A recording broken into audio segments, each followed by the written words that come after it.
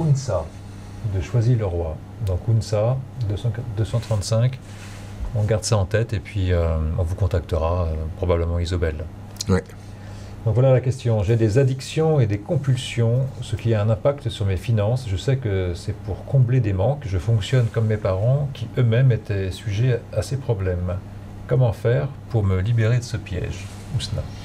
Je pense que le mieux, ce serait d'entrer directement en relation avec un grossiste. Pour diminuer les coûts. Non, c'est pas ça. C'est pas Je le... pense qu'il achèterait autant, mais enfin, okay. Il dépenserait autant, il aurait plus de matières premières. Elle, c'est Ousna? UNSA. Pas Ousna. On l'appelle toujours Ousna, mais c'est UNSA. UNSA, pardon. Non, c'est pas grave. UNSA. C'est pas grave. Qu'est-ce qu'elle fait Ok, donc en fait, elle consomme de la sexualité, en fait, en faisant ça. C'est une consommation de sexualité qui est en dessous. Et qu'est-ce qu'il y a avec ça je voudrais avoir le droit d'une sexualité illégale. Ah, c'est marrant, ça. J'avais pas vu ce truc-là. Je voudrais le droit à une sexualité illégale. Donc c'est quoi? En dehors du mariage ou ça? C'est ça que tu es en train de dire ou quoi? Ou... Alors c'est quoi illégal dans ton système? La sexualité illégale? Ah, c'est celle qui me fait jouir. Oh putain, alors attends, parce que là on va dans des délires. C'est-à-dire que pour elle, en fait, jouir est illégal.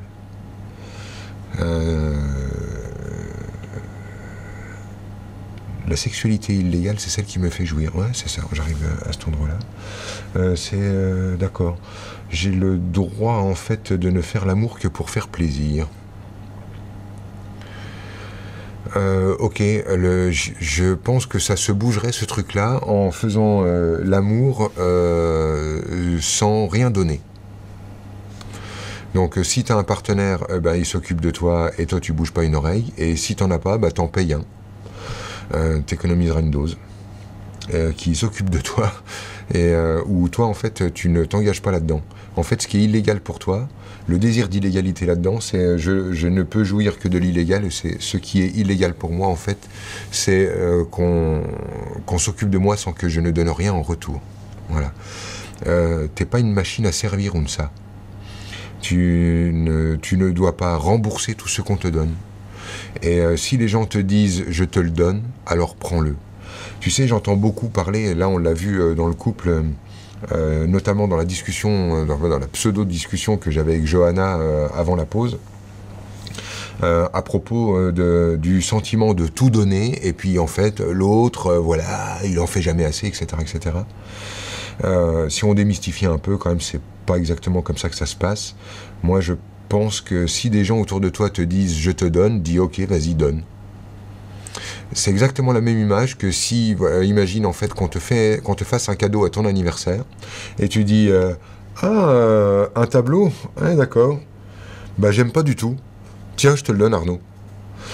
C'est-à-dire que tu te permettes, lorsqu'on te donne quelque chose, d'intégrer immédiatement que c'est vraiment à toi, et que si l'autre te l'a donné gratuitement, il n'y a pas d'enjeu, et que donc tu peux en disposer. Tu peux dire que c'est moche, tu peux le jeter. Parce qu'en fait, l'autre ne te faisait pas un cadeau pour être reconnu ou remercié, mais il te faisait un cadeau pour te faire un cadeau. Sinon, ça s'appelait pas un cadeau, ça s'appelait un business. Alors, si on t'offre un business, là, c'est mieux d'être reconnaissant. Hein. Et les addictions? C'est parce que ses parents avaient les mêmes. En fait, c'est de l'addiction à l'interdit. Et ses parents avaient le même truc.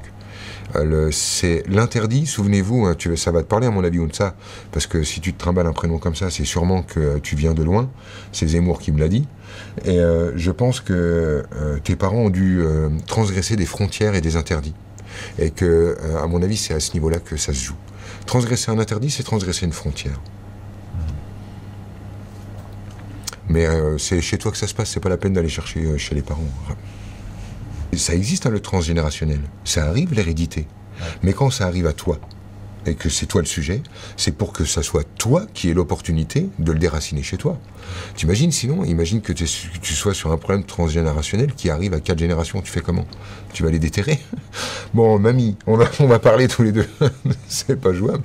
Non, évidemment, en fait, quand tu deviens porteur du problème, ça y est, Au-dessus, c'est plus un sujet. C'est toi, en fait, maintenant, puisque tu vis le truc, qui a la clé pour le débrancher, le nettoyer, l'accepter, le digérer. Faites ça comme vous voulez. D'accord.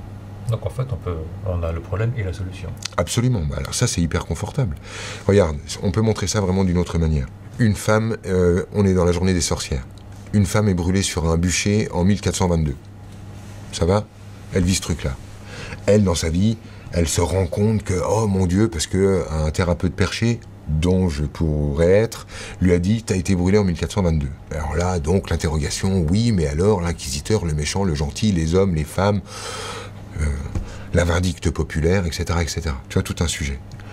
Elle, en fait, cette trace, ce vécu-là, dans une autre vie, si c'est un sujet dans sa vie là, il a eu une répercussion dans cette vie. C'est-à-dire qu'on a une reproduction en fractal de cet épisode-là. On peut le retrouver ici, dans sa vie à elle.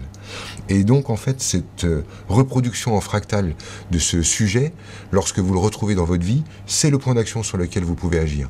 Il est hors de question pour vous d'aller chercher dans des registres ou aller visiter, demander au grand maître de l'Akasha de vous filer le nom de l'inquisiteur pour aller lui casser la gueule.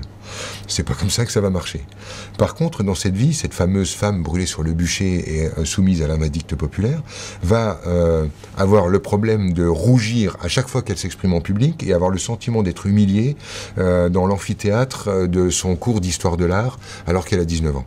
Et ce trauma-là, cette sensation d'humiliation et d'être abandonnée par tout le monde, etc., est le point sur lequel elle va pouvoir travailler à cet endroit-là. Tu comprends le truc? Ouais. C'est-à-dire que tout ce que tu peux vivre dans le multivers est ramené de toute façon à de la mémoire cellulaire et donc a pris une forme dans ta vie, à un endroit ou à un autre. Et ça, c'est ta porte d'entrée. Du coup, ça rend le truc vraiment génial parce qu'on n'est pas obligé de croire aux vies parallèles, de mettre du crédit sur ces trucs de multidimension et de machin, pour simplement avoir des portes sur lesquelles travailler ici et maintenant. Ouais, donc on peut se passer de toutes ces croyances. On peut se passer de ces croyances-là. En même temps, tu noteras que lorsqu'on a besoin de se passer de ces croyances-là, ça signifie encore quelque chose.